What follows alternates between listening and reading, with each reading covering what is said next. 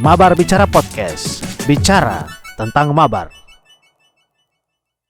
Selamat datang di Mabar Bicara Podcast, berbicara tentang Manggarai Barat. Dan di malam hari ini kita akan membicarakan keberadaan dari Taman Nasional Komodo sebagai kawasan konservasi dan sebagai the main attraction of tourism destination di Pulau Flores, ya, atau sebagai destinasi atau daya tarik utama pariwisata Flores.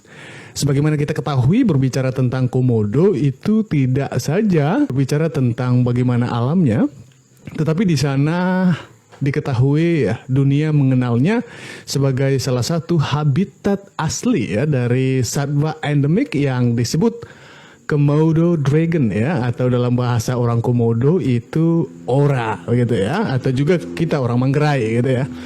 Lalu kita amati ya bagaimana perkembangan ya dari rencana pemerintah untuk investasi begitu ya, dan pengembangan Taman Nasional Komodo yang menuai pro dan kontra di ruang publik. Dan diskursus terkait keberadaan Taman Nasional Komodo antara konservasi dan investasi hingga hari ini tidak berakhir. Namun faktanya di dalam sana sudah ada kegiatan proyek pembangunan Sarpras katanya ya, atau sarana pariwisata ya yang ada di dalam kawasan Taman Nasional Komodo begitu. Dan akhir-akhir ini ya, baru sekitar 1 minggu yang lalu ya, ada semacam respon ya dari lembaga internasional. Sebagaimana kita ketahui itu adalah UNESCO. UNESCO itu adalah United Nations Educational, Scientific and Cultural Organization.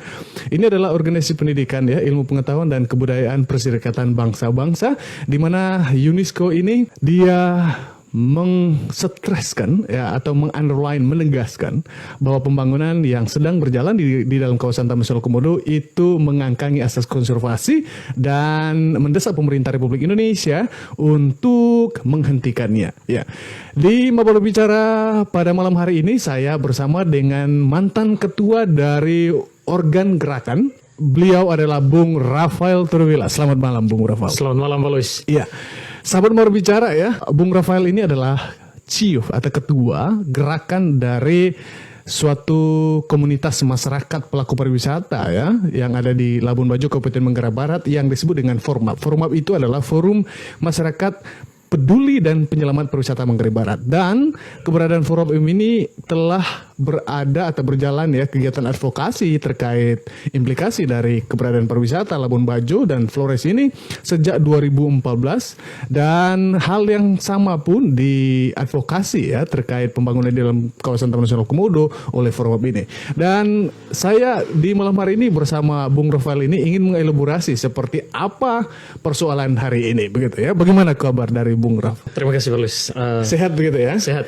Luar biasa sekali ya. Kita memang ada di Labuan Bajo ini Abang Rafael untuk selalu mendiskusikan ya, dan membedah isu-isu yang bukan saja ini isu nasional tapi ini isu internasional begitu ya. Apalagi terkait keberadaan Komodo ini begitu ya. Nah, boleh dibagikan kepada sahabat Mabar Bicara yang sudah menyaksikan kita, ada 16 orang ini Abang Rafael, dan tentunya akan ada banyak lagi nanti sahabat Mabar Bicara yang mengikuti live talk kita di malam hari ini. Sejak kapan dan mengapa Formap dibentuk? Baik, Pak Luis. Jadi tentu masyarakat Manggarai Barat sudah selama ini memantau. Tapi sebelum saya mengelaborasi terkait dengan Formap ini, jadi saya ingin menyapa teman-teman di dunia maya, sahabat Mabar Bicara. Sahabat Mabar Bicara di dalam ruang cyber. Jadi selamat malam untuk kita semua. Selamat malam Sabtu ya. Akhir pekan, akhir pekan lah ya, sekali pekan gitu kan. Jadi tentu saja terima kasih banyak sudah setia di dalam menonton ya. Pembicaraan pada malam hari ini yaitu membicarakan tentang Taman Nasional Komodo, konservasi dan kepariwisataan. Nah, tentu saja saya secara pribadi pada kesempatan ini pernah saya menjabat sebagai ketua organisasi gerakan. Tetapi sekarang itu bukan saya lagi ketuanya, tapi Pak Luis. Ya sulit tuh, bagaimana nih? Saya sebagai host Mabar Bicara tentu harus ini, kita berbagi aja lah. Berbagi. Jadi teman-teman, Jadi format ini dulu merupakan forum masyarakat penyelamat pariwisata Kabupaten Manggarai Barat dan didirikan pada tahun 2018 yang silam. Jadi kita membentuk format atau organisasi gerakan pariwisata ini untuk menyelamatkan pariwisata Manggarai Barat dari ancaman eksploitasi para kapitalis atau pemburu rente waktu itu yang mengeksploitasi sumber daya alam tanpa mempertimbangkan aspek environment sustainability atau keberlanjutan lingkungan. Jadi salah satu advokasi kita waktu itu adalah privatisasi atau tolak privatisasi Pulau Rinca oleh PT KW ya. Kemudian Pulau Padar. Kemudian Formapi juga pernah beradvokasi terkait dengan relokasi penduduk Pulau Komodo yang diisukan oleh Gubernur Victor Bung Tilulai Skodat yang rencananya orang Komodo waktu itu mau dipindah ke pulau terluar ya. Itu 2017 kalau saya tidak salah ya. 2019 ya, pertengahan 2019 kayaknya Pak Luis. Oke. Jadi berbagai kegiatan gerakan yang kita lakukan baik di lokal ini, demonstrasi, kemudian diskusi dengan pemangku kepentingan yaitu pemerintah, kemudian melakukan aksi bertemu dengan KSP Muldoko di Istana Negara untuk membicarakan perihal masalah-masalah pariwisata. Kemudian kita juga pernah ke Kementerian Lingkungan Hidup bertemu dengan Ibu Menteri Siti Nurbaya dan lain sebagainya dan lain sebagainya. Dan itulah sekilas cerita atau riwayat daripada organisasi gerakan Forum Masyarakat Penyelamat Pariwisata Manggarai Barat ini, Pak Luis. Iya, luar biasa sekali ya. Memang sahabat orang bicara bahwa terus terang saja kita berdua adalah orang berada di kepengurusan lah ya. Organ gerakan yang kami namai Formapi atau Forum Masyarakat Peduli dan Penyelamat Pariwisata Manggarai Barat. Dan keberadaan dari forum ini memang sejak seperti yang disampaikan oleh Bung Rafael tadi sejak 2014 begitu ya. Ini kita pernah Abang Raf sejak 2018 kita fokus atensi kita bagaimana pengelolaan Taman Nasional Komodo ini oleh otoritas KLHK begitu ya, oleh Kementerian Lingkungan Hidup dan Kehutanan.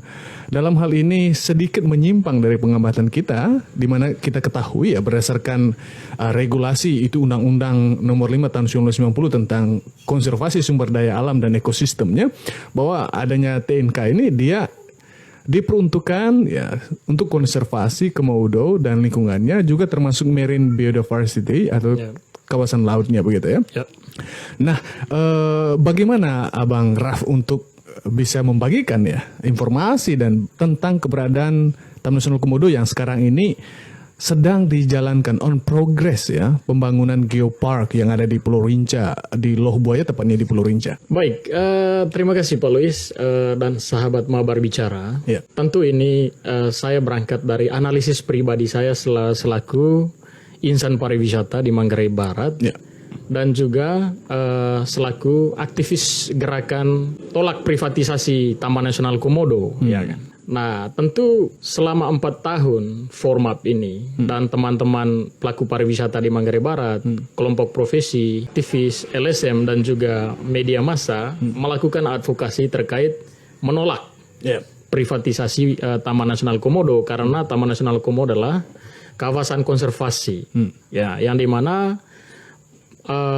definisi atau pemaknaan dari konservasi itu sendiri adalah di mana tugas kita adalah menjaga, menjaga Taman Nasional Komodo atau melindungi, kemudian hanya punya fungsi pendidikan, riset, kemudian fungsi penyelamatan dan fungsi pemanfaatan.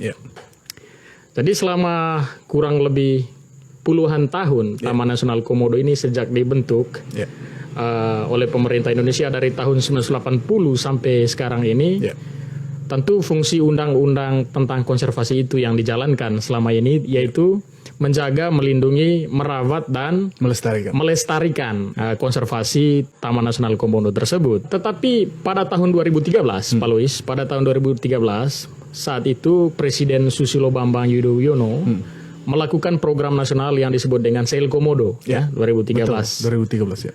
Nah, kemudian dari situ muncullah Komodo ini bukan hanya sebagai konservasi saja, tetapi begitu banyak regulasi kemudian yang dibuat di dalam kawasan Taman Nasional Komodo. Setelah 2013 itu kan ada era Presiden Jokowi. Jadi Presiden Jokowi kemudian banyak melakukan perubahan regulasi, yang dimana di sana itu ada pembangunan geopark. Ya. Kemudian di sana juga dibuat apa yang disebut dengan kawasan strategi, kawasan ekonomi strategi nasional, yang strategis ya. Dan tentu saja program ini adalah program-program ekonomi, ya. Kemudian ada lagi programnya Pak Jokowi itu membuat KTT di Golomori ya, di Bagian selatan. Labuan Bajo bagian selatan ini, yaitu konferensi tingkat tinggi. Tentu saja ini adalah suatu konferensi yang berkenaan dengan pertemuan ekonomi, yaitu bank-bank dunia, kemudian pemain-pemain ekonomi, pemain investasi akan datang untuk melihat peluang-peluang investasi yang ada di Labuan Bajo ini. Nah, jadi dengan demikian pada tahun 2018 dibuat Perpres BOP ya. Jadi BOP ini dulu namanya Badan Otorita Pariwisata Manggarai Barat Labuan Bajo Flores, ya, Labuan Bajo Flores. Yang kemudian kehadiran badan ini mau menguasai lahan 400 hektar. Di Batu Cermin, di Bobosie, kemudian di Waimata ini. Depan podcast ini di Waimata ini. Ya. Kemudian ada juga fungsinya sebagai fungsi BOP juga menguasai kawasan. Sudah itu ada fungsi namanya fungsi koordinasi pembangunan antara pemerintah daerah, pemerintah pusat. Juga fungsi otoritatif. Di fungsi otoritatif. Dan macam-macam program yang kemudian dialamatkan ke Labuan Bajo ini Pak Lois untuk membangun pariwisata. Nah tentu seiring dengan banyaknya program dari pemerintahan Jokowi ini untuk Kabupaten Manggarai Barat, maka ada perubahan-perubahan pembangunan di sini. Bahasa kerennya adalah perubahan sosial di bidang pembangunan. Ada trotoar yang bagus, Pak Lois. Ada pohon palem. Ada pohon palem di Labuan meskipun Bajo. sekarang ada yang mati ya, bahkan itu tidak disirami gitu. Iya, kemudian ada tempat parkir di Puncak Waringin itu kemudian ada rencana menghadirkan air PDAM ya, perusahaan air minum daerah yang didanai oleh APBN. Nah, jadi program besar Pak, giant program. Jadi program raksasa. Sampai pelabelan Labuan Bajo sebagai super premium. Sampai pelabelan Labuan Bajo ini sebagai kota wisata super premium. Luar biasa. Tetapi kenyataannya manusianya tidak super premium. Superstar. Sebelum kita ke sana, ini yang menarik ya. Sahabat Mawar Bicara, aku yakin deh bahwa sahabat Mawar Bicara juga penasaran pemaknaan dari super premium sesungguhnya dari Abang Raf sendiri ini. Apa yang Abang bisa pahami dari super premium Labuan Bajo ini? Apakah super premium kemewahan dari alam atau akan dikonversi Labuan Bajo ini nanti dari alamnya yang murni, yang asli, yang pure nature akan dirubah semuanya menjadi kota metropolitan seperti Jakarta mungkin ya, atau seperti kota-kota besar gitu. Jadi sepemahaman saya konsep super premium itu saya cari di Kamus Besar Bahasa Indonesia, tidak saya temukan di sana. Gitu. Jadi tetapi saya mencoba melihat, baca di beberapa artikel online bahwa super premium itu Pak Luis, jadi yang investasi di sini adalah yang perusahaan-perusahaan yang bonafit corporate BUMN. Nah, kemudian perusahaan-perusahaan korporasi, artinya itu pemain-pemain elit dong. Pemain elit sudah itu PMA. Kelas nasional dan internasional itu. PMA dengan PMN, penanaman modal asing dengan penanaman modal dalam negeri. Nah, tentu pertanyaannya kemudian itu adalah kemudian di mana posisi masyarakat lokal kan di dalam konstelasi investasi semacam ini dari super premium tadi. Tetapi sebelum masuk ke kota wisata super premium Pak Luis, saya masuk dulu di dalam pembahasan terkait yang Bang Luis singgung tadi. Betul. Yaitu konservasi ya kan, bicara konservasi. Jadi di dalam konservasi saya menggunakan penjelasan 3 paradigma. Oke. Paradigma internasional, paradigma nasional, atau pemaknaan internasional, pemaknaan nasional, dengan pemaknaan lokal atau pemerintahan lokal, gitu kan, Pak Lois. Jadi kita tahu bahwa akhir-akhir ini UNESCO mengeluarkan suatu atau menerbitkan surat atau mengirim surat ke pemerintah Indonesia, CEKI KLHK, Kementerian Lingkungan Hidup dan Kehutanan, untuk menyampaikan bahwa minta analisis dampak lingkungan daripada pembangunan Sarpras di Pulau Rinca. Nah, jadi menurut berita online yang saya baca bahwa surat UNESCO itu disampaikan karena ada surat dari Wali, atau Wahana Lingkungan Hidup Indonesia, yang kemudian untuk memberikan teguran terhadap pemerintah Indonesia karena melakukan melakukan proyek infrastruktur Sarpras di Pulau Rinca yang dimana bertentangan dengan konservasi. Nah, tentu dalam hal ini, Pak Lois, saya melihat bahwa dalam paradigma internasional, UNESCO memang ini adalah salah satu komisi kerja yang ada di divisi di PBB atau Perserikatan Bangsa-Bangsa. Dan Indonesia sudah meratifikasi apa yang disebut dengan summit. Kemudian Indonesia sudah meratifikasi penyelamatan lapisan ozon, ya kan, di Brazil. Kemudian climate change, kemudian di Stockholm, di Swiss dan lain-lain, bahwa ada ketaatan atau ada semacam kebijakan dari negara untuk menjaga konservasi atau menjaga lingkungan. Itu namanya adalah dalam hukum lingkungan. Nah, tentu dalam hal ini terkait dengan konservasi Taman Nasional Komodo, jadi UNESCO juga memiliki peran ya di dalam, ada namanya adalah transnational consent atau konsentrasi antara negara terkait dengan perlindungan konservasi. Begitu. Jadi dalam kaitan dengan ini ada beberapa kebijakan UNESCO yang memberikan predikat kepada Taman Nasional Komodo yang kemudian adalah New Seven Wonder, ya kan? 7 keajaiban dunia. Kemudian ada namanya World Heritage Site. Ya, World Heritage Site, ya, warisan alam dunia. Jadi predikat itu diberikan oleh UNESCO sebagai penghargaan terhadap kawasan konservasi di Indonesia dan seluruh dunia.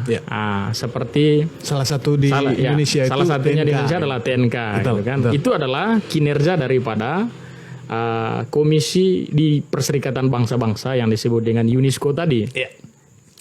Nah, tentu terkait dengan hal itu, Pak Lois, karena konservasi Taman Nasional Komodo juga dipantau oleh komisi di PBB, yaitu di bawah kerja UNESCO, tentu saja ini sudah diratifikasi oleh pemerintah Indonesia, dan kemudian ini dipantau oleh UNESCO seluruh aktivitas di dalam Taman Nasional Komodo. Termasuk juga perubahan-perubahan kebijakan seperti pembangunan Sarpras, kemudian kebijakan yang terkait dengan legal formal, terkait dengan undang-undang, harus dipantau oleh UNESCO. Karena ada sudah menandatangani konvensi internasional terkait dengan lingkungan hidup, ya, atau hukum internasional terkait dengan hukum lingkungan atau environmental law. Nah, kemudian Pak Lois, pada saat ini pemerintah Indonesia melalui KLHK tentu melakukan suatu perubahan di zona pemanfaatan di dalam kawasan Taman Nasional Komodo, yaitu melakukan pembangunan Sarpras, ya kan, berupa jembatan dan mungkin nanti outlet-outlet di dalam itu yang sampai saat ini belum ada AMDAL-nya atau analisis dampak lingkungannya. Nah, oleh karena itu Pak Lois, UNESCO menuntut bahwa mana AMDAL-nya? Ya, jadi pemerintah Indonesia, Anda melakukan pembangunan di zona pemanfaatan di Pulau Rinca. tapi Anda pemerintah Ya. tidak melaporkan ke kami tentang AMDAL-nya, analisis dampak lingkungannya. Di mana AMDAL itu ada UPL, izin prinsip lingkungan, ada KL ya kan, kemudian ada namanya analisis ekonomi, analisis geologis, kemudian analisis sosiologis kemasyarakatan, analisis keagamaan, analisis lingkungan, analisis keberlanjutan lingkungan, dan lain sebagainya, itu disebut dengan dokumen AMDAL. Nah, sampai saat ini Kementerian Lingkungan Hidup belum menyampaikan analisis AMDAL ini ke UNESCO. Makanya UNESCO menyurati itu, mana AMDAL Anda, gitu kan, supaya kita bisa cross check. Begitu, pembangunan ini berwawasan lingkungan atau berwawasan eksploitasi. Gitu kan. Kalau eksploitasi sumber daya alam, tentu konsekuensi nanti apakah UNESCO memberikan penalti, tetapi tidak ada ketentuan hukum pidana kepada UNESCO untuk melakukan penalti terhadap atau memberikan memberikan hukuman terhadap pemerintah Indonesia. Paling ya cabut predikat New Seven Wonder, cabut World Heritage Site-nya, cabut warisan alam dunianya, kemudian cabut predikat sebagai tempat penelitian. Jadi tinggal Taman Nasional, tidak ada predikat internasionalnya, hanya Taman Nasional. Seperti Taman Nasional di provinsi lain di Indonesia. Jadi tidak ada predikat internasionalnya lagi. Nah, tentu Pak Louis, dalam hal ini pemerintah Indonesia saya melihat masa bodoh. Ya kan? Melihat masa bodoh karena apa? Yang saya lihat menurut pandangan saya, pemerintah Indonesia saat ini di rejim sekarang ini lebih memfokuskan pembangunan yang berbasis kepada pembangunan ekonomi, kebijakan pembangunan ekonomi, mengabaikan aspek-aspek lain, lain gitu kan, seperti berbicara tentang sosiologis tidak ada. Sekarang itu kan pemerintah saya lihat lebih berbicara tentang investasi. Kemudian membicarakan tentang ekonomi, yaitu investasi untuk meningkatkan devisa negara melalui sektor-sektor pariwisata yang bersumber dari perhotelan, perkapalan, restoran, kemudian atraksi-atraksi wisata, water sport, dan lain sebagainya. Nah, tentu dalam hal ini Pak Louis, menurut saya memang kompleksitas persoalan Taman Nasional Komodo semakin runyam. Jadi yang saya lihat saat ini adalah ada kepentingan internasional, yaitu kepentingan konservasi, yang kemudian diabaikan oleh pemerintah Indonesia demi kepentingan investasi dan peningkatan ekonomi di dalam upaya membangun negara. Nah, lalu berbicara tentang itu tadi Pak Louis, memang benar UNESCO harus memberikan surat, mana AMDAL Bapak, Pak KLHK, Kementerian Lingkungan Hidup, mana AMDAL anak di dalam mendesain atau melakukan analisis dampak lingkungan terhadap pembangunan surplus ini. Ternyata pemerintah Indonesia belum melakukan AMDAL. Di saat melakukan proses pembangunan, baru di belakang baru menyusun AMDAL. Mabar Bicara Podcast, bicara tentang Mabar.